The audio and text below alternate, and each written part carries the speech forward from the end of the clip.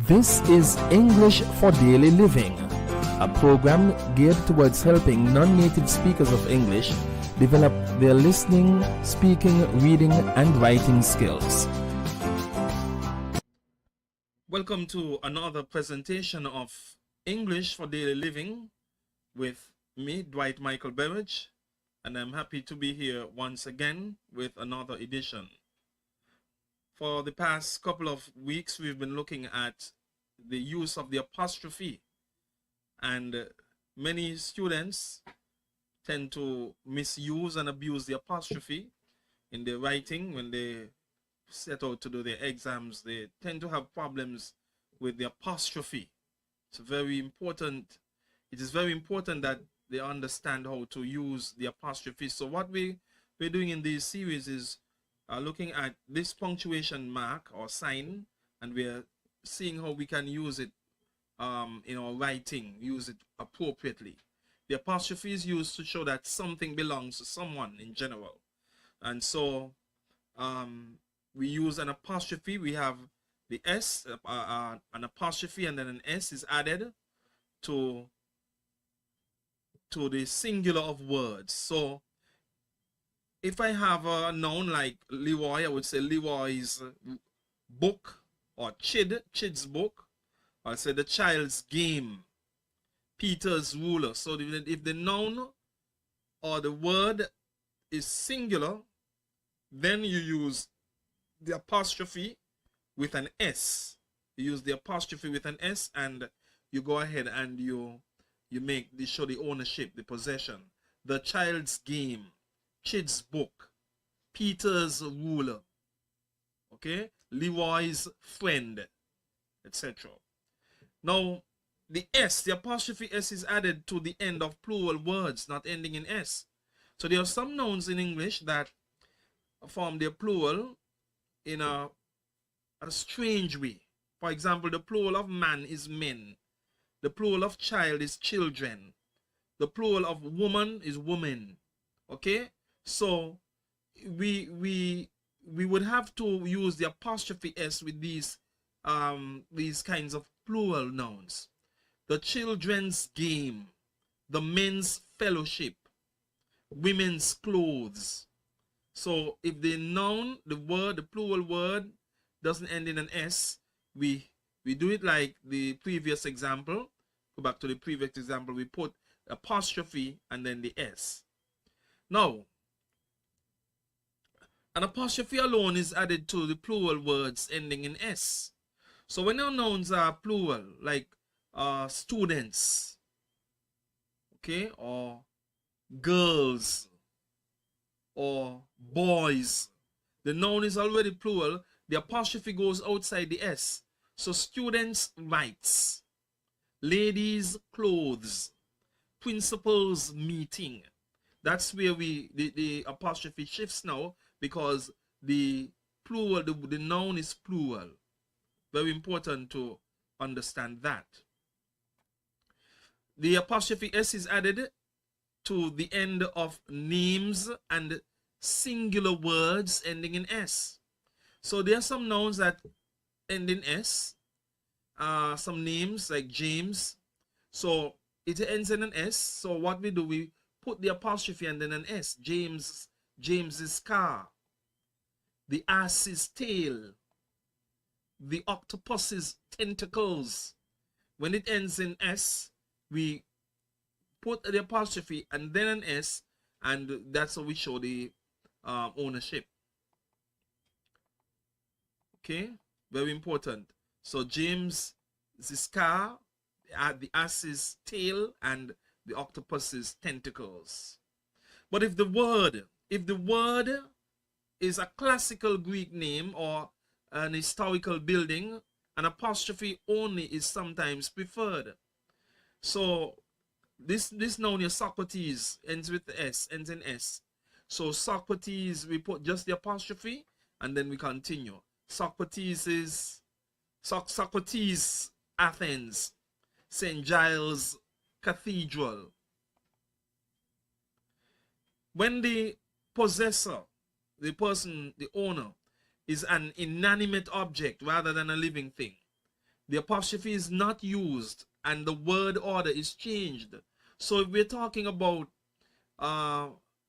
something like the street, the middle of the street, we don't say the street's middle. There's no apostrophe s when doing these.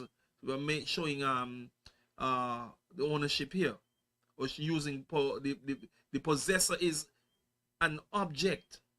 It's not living, so we say the middle of the street instead of saying the street's middle. Instead of saying the house's front, we say the front of the house. Instead of saying the house is back, we say the back of the house. We don't say the class the class is back. We say the back of the class. Okay, so that's very instructive. Now the apostrophe s is added to the end of certain possessions or occupations to indicate workplaces. There are workplaces mentioned like the dentists and the doctors and the hairdressers. She's on her way to the doctors. That apostrophe s indicates that it's a workplace. Okay, instead of saying she's on her way to the doctor, you say she's on her way to the doctors. Maisel is at the hairdressers. The students are at the dentists. Where do we put the apostrophe? Okay, sometimes we have nouns. The apostrophe, where you put the apostrophe determines who the possessor is. Okay, if the possessor is singular or plural. So if we have books belonging to a boy, we say the boy singular, the noun is singular, we will say the boy's books. Now if we put the apostrophe outside the s in the second example, we say the boy's books. This means that the books belong to the boys, plural. The books belong to the boys. And that's very important. We can do all kind of fancy things with this. We can make books singular. Okay, so if you want to have one book belonging to one boy, we'll say the boy's book. Now if we have one book belonging to more than one boy, we can say the boy's book. You see, but the principle is still the same. Where you put the apostrophe determines who the owner is. Now an apostrophe, sometimes we're using apostrophe for missing letters. An apostrophe is used in shortened forms of words where letters have been missed out. Note that the only one apostrophe is used in a given position, even though several letters have been missed out from there. So in the case where we have rock and roll, we have two apostrophes, rock apostrophe and apostrophe roll. There are some contracted forms like it's. Rather than saying it is, we use an apostrophe and we write it's, it apostrophe s. You do not. In a contracted form, we write you don't. He'll is a contracted form for he will. Another example could be I can't. That's a contracted form for I cannot. So that's another area when we can use another time we can use apostrophe. We also use apostrophe with figures. An apostrophe is used in front of two figures referring to a year or decade. For example, French students rioted in 68. The short form for 1968. So when we take out that 19, we put an apostrophe and we write 68. French students rioted in 68. Leroy was born in 65. The short for 1965. He worked as a school teacher during the 80s and early 90s. That's the 1980s and the 1990s. He worked as a school teacher. So we use an apostrophe in front of two figures referring to a year or a decade. We also use an apostrophe. An apostrophe can be used in plural of letters and numbers to make them more readable. If I tell you, you need to be on your P's and your Q's. So I won't spell P's as P-E-E-S or anything like that. I'll use an apostrophe. The P is the letter, and I'll put an apostrophe and an S. P's and Q's. His toes look a bit like sevens. His toes look a bit like sevens. 2 apostrophe S, 7 apostrophe S. She got straight A's in her exam. The A and an apostrophe S. So we're using apostrophe with plural of letters and numbers. Now here's a challenge for us as we wrap up today's edition of English for Daily Living. We're going to rewrite these sentences using an apostrophe where necessary. Let's look at these sentences. Tell me if you can identify where the apostrophe needs to go. Number 1. It is a holiday. It is a holiday today. Number 2. I am going to the men fellowship on Friday. Number 3. Dalton watch is on the table. Number 4. Moses' friend is here. Number 5. The dog was scratching its ear. All right. Having looked at these sentences, in sentence number 1, it is a holiday today. What do? We can make the contracted form. We can write, instead of writing it is, we can use an apostrophe and we can write it is. We can use an apostrophe and write it's a holiday today. I apologize for not being able to demonstrate that. If I change the screen, I'm afraid that you won't be able to see. Okay, so it's a holiday today. It's a holiday today.